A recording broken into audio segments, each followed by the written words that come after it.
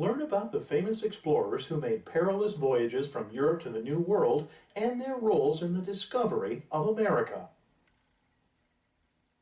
Christopher Columbus discovered America whilst he was searching for a new trade route to China. The name of his ship was the Santa Maria. The names of the other two ships that also undertook the voyage were the Pinta and the Nina. He took possession of the new land for the Spanish monarchs, King Ferdinand and Queen Isabella, in 1492. Children in the United States learned that Christopher Columbus discovered America in 1492. But since there were already millions of people living on the American continents when he arrived, what is Columbus's real importance in history? This video will show what really happened during his voyages between two worlds and how they helped shape the world we know today. In 1451, Columbus was born in the Republic of Genoa.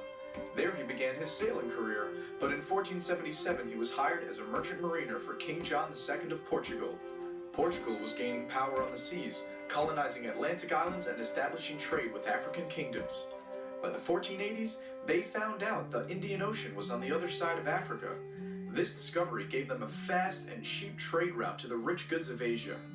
During Portugal's rise in power, a group of European scholars thought the Earth was smaller than what was previously believed. This meant one could reach Asia by sailing west. Because of the newly invented printing press, Columbus read about these recent theories and was enthralled with the idea of sailing west for riches. He tried to get funding for an expedition from Portugal, but King John didn't believe in the small Earth theory.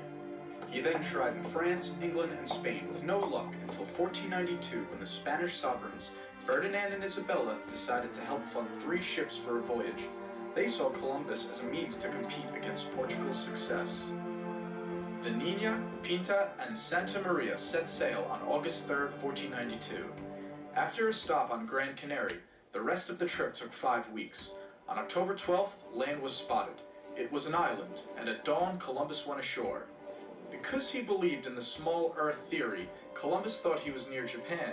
He called the natives of this island Indians because India was what many Europeans called Asia at the time, but the natives were really called the Taino.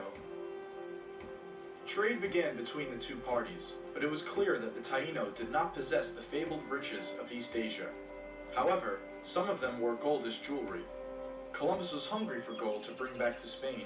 He wandered around searching for a large amount of gold until the Santa Maria crashed into a reef on Hispaniola. Columbus left 39 men at the site to build a colony. He promised he would return for them and sailed back to Spain.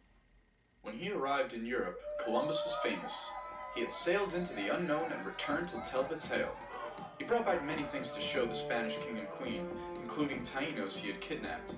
But he did not bring enough gold, so Ferdinand and Isabella equipped Columbus with 17 ships for his second voyage, and named him governor of all the lands he discovered. Columbus was an excellent sailor. He found his way back to Hispaniola using his own keen navigation skills, and kept the coordinates of his route a secret. When the fleet arrived at Hispaniola, they found out that the 39 men who were left there to build a colony had been killed by a local chief. They also found out the same chief had lots of gold on his land. Columbus led a crew into his territory and found a gold quarry. The chief was angered by the arrogance of these invaders, and soon fighting broke out. To intimidate the chief, Columbus captured 3 of his captains and beheaded them in public. This enraged the Tainos and disturbed many of the Spanish. To make things worse, there was soon no gold left to mine. Columbus sent letters back to Spain on a ship and exaggerated the amount of gold that was found. To produce more profit for the king and queen, Columbus suggested starting a slave trade. Without waiting for a response, he seized over 500 natives and sent them to Spain. Most of the remaining natives fought against this injustice, so Columbus unleashed terror on them.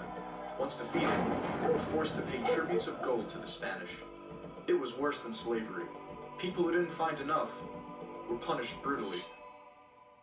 Forced to constantly look for gold, the Taino could not farm their lands anymore. Many escaped into the hills, only to be hunted down.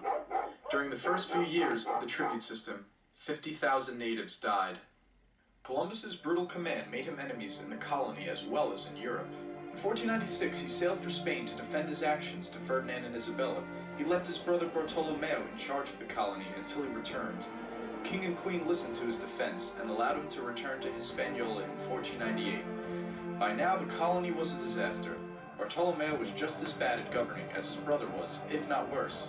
A rebellion had begun among the Spanish, and soon the king and queen sent a royal investigator to assess the situation.